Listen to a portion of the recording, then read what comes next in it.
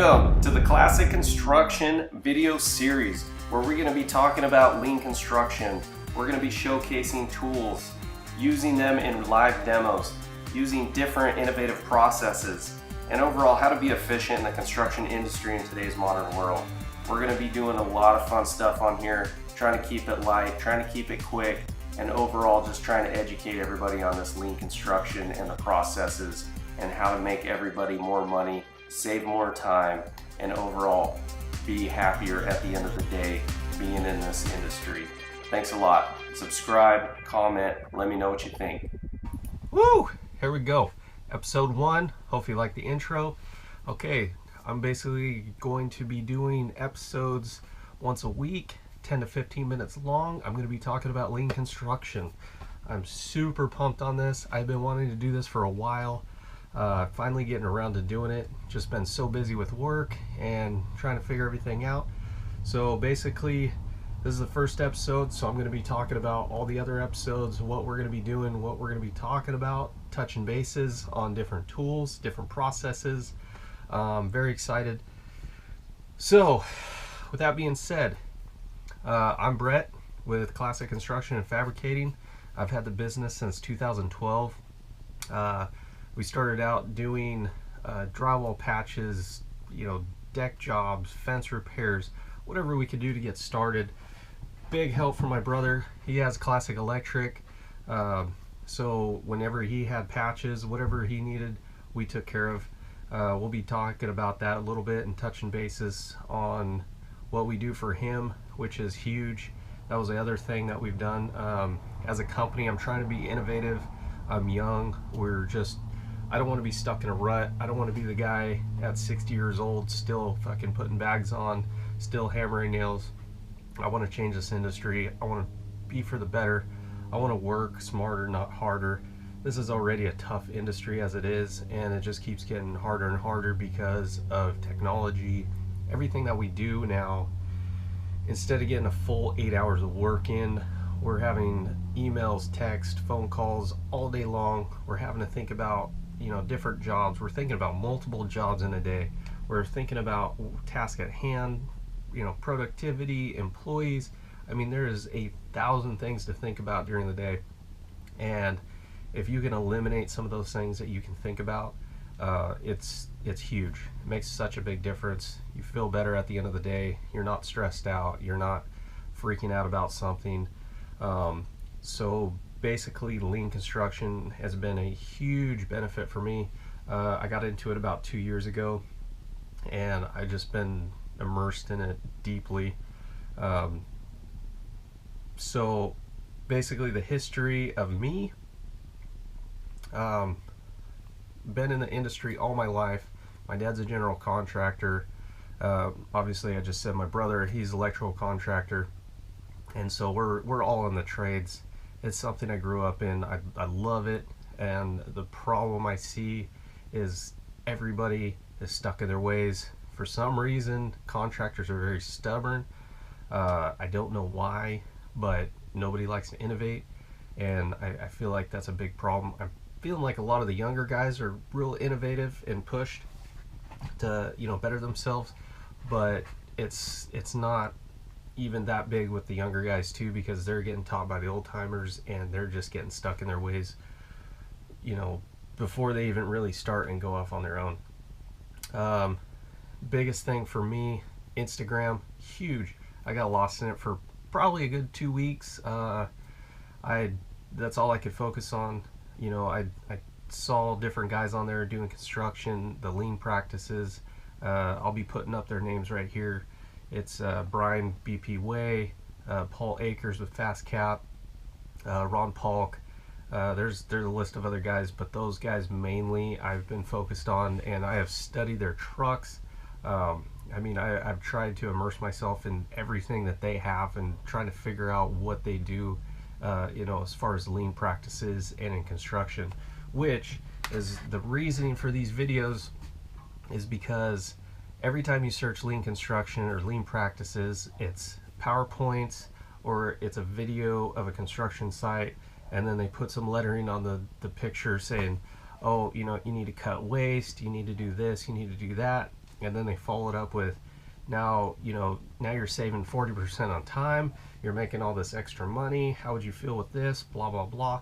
I don't want to see that. I really don't care. That's not very persuading to me.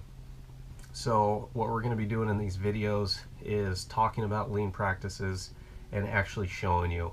We're going to be using tools, we're going to be using different processes, and kind of showing you what we do as a company, and basically actually have real life demonstrations of how lean processes work and how much nicer they are, and how nice it is to go to work and know that you have all your tools, have materials, and even have some emergency things for stuff that pops up. Just like the other day, demo guys tore a roof off of a restoration project we're doing. They tore out one of the vent pipes for the plumber, and the general on the project, I call him and say, hey, this vent pipe is done. I said, we can fix it, but it's going to be a change order.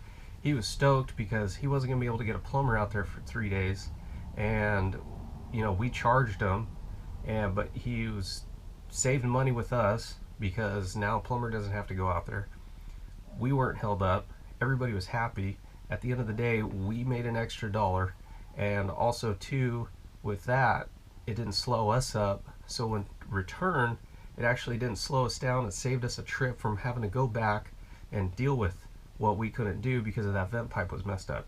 So it's just little stuff like that that really makes a huge difference in this whole deal. So when you're in the box truck, and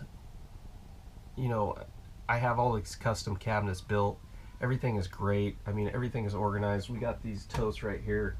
They all have foam in them, or they have some sort of organization.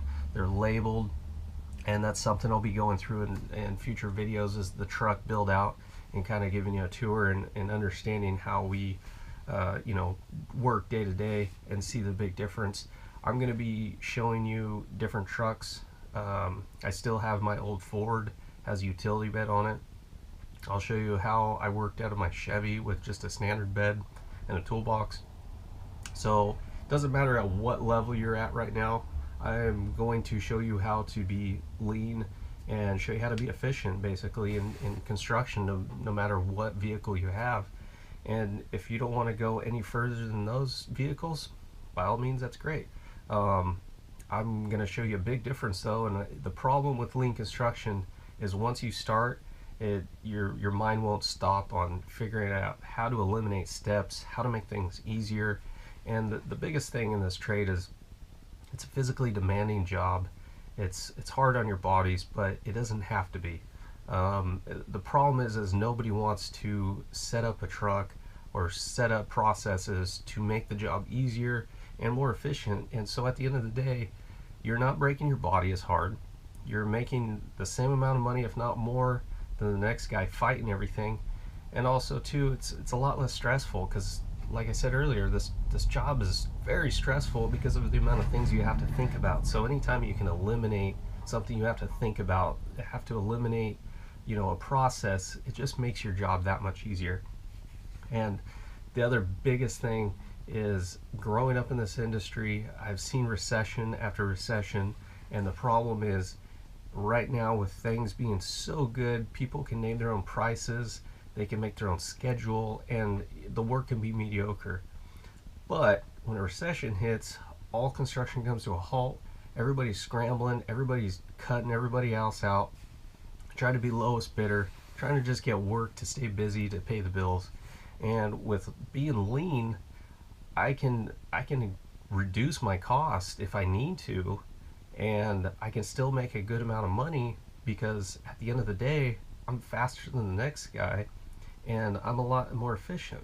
And that's the only way you're going to make more money in this business, because at a point you just can't charge any more per hour per guy. And so what ends up happening is, the only other thing that you can change is how efficient you are at doing that job. With that being said too, with employees are very, very difficult.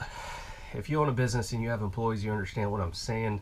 Employees are great, they'll make or break your company, and with a lean practice, it changes everything. The whole core and basically what I've gotten out of it, everything has a home. If it doesn't have a home, it's going to get put wherever is convenient or wherever that person thinks is the right spot, which isn't always where you want to put it. And so what ends up happening is that guy puts it away in a different spot. You end up spending 2 minutes, 3 minutes, 5 minutes looking for it, can't find it. Then you got to go find him, ask him where it's at. Then you got to go back. By the next thing you know, you spent 10 minutes or even 5 minutes at that point looking for a tool when it was just in the wrong spot. Or in that fact, it wasn't in the wrong spot because it didn't have a spot.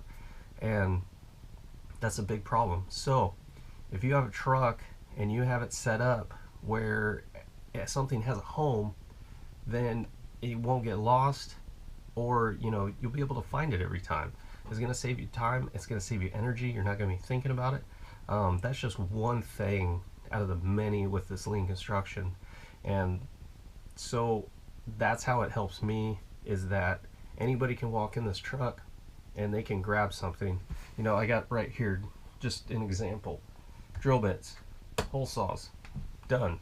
I can tell anybody, hey, walk in there, grab my hole saws.